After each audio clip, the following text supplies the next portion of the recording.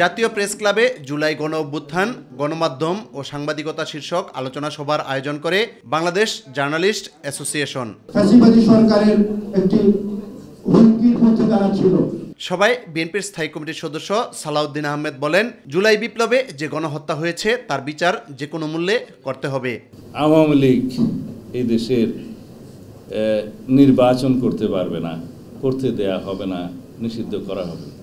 এই বিষয়ে তো আমরা পরিষ্কার বলেছি যে বাংলাদেশের জনগণ নির্ধারণ করবে যেই দল ফ্যাসিবাদী চরিত্রে গণহত্যা চালিয়েছে, মানবতা বিরোধী অপরাধের জন্য যেই দল দায়ী, যেই দলের নির্ধারিত সরকার দায়ী, অনির্বাচিত হলেও শেখ হাসিনা আওয়ামী লীগের সভানেত্রী হিসেবে তার সিদ্ধান্তে এদেশে গণহত্যা এবং মানবতা বিরোধী অপরাধ হয়েছে। সুতরাং ব্যক্তির সাথে সেই সংগঠনেরও তো বিচার করতে হবে। গণহত্যার বিচার হলেও এই মুহূর্তে নির্বাচন হলে আওয়ামী লীগ অংশ নিতে পারবে বলেও মন্তব্য করেন তিনি।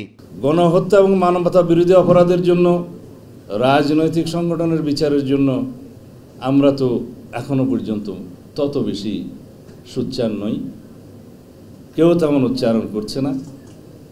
বিচ্ছিন্নভাবে যদি বলে অমুককে নির্বাচন করতে দেব না, আইন কি বলে? নির্বাচন কমিশন যদি তফসিল ঘোষণা করে সেই সময় পর্যন্ত যারা রেজিস্ট্রেশন বৈধ থাকবে তারা নির্বাচনে অংশগ্রহণ করতে পারবে, সেটা তো মাথায় রাখতে হবে। নির্বাচনের ব্যাপারে যে কোনো ধরনের ঘড়িমসি জনগণ মেনে নেবে না বলেও উল্লেখ করেন সালাউদ্দিন আহমেদ।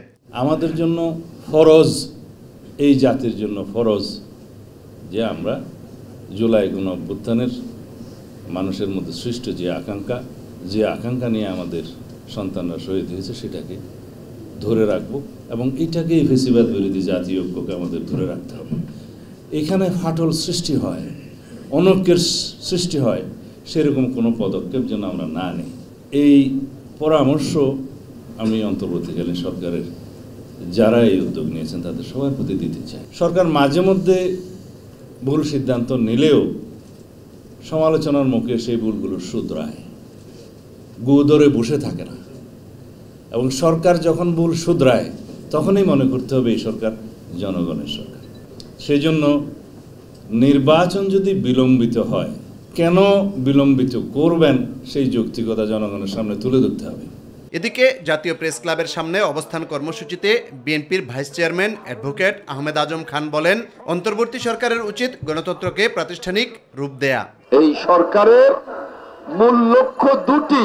প্রথমটি হলো একটি অবাধ এবং নিরপেক্ষ নির্বাচনের মধ্য দিয়ে জনগণের ক্ষমতায়ন করে তারা সম্মানের সাথে বিদায় নেবেন, আর একটি হলো অত্যাবশ্যকীয় কিছু সংস্কার করবেন। সকল সংস্কার এই সরকারের পক্ষে সম্ভব নয়। ইউসুফ আলী, মাই টিভি, ঢাকা। প্রক্রিয়া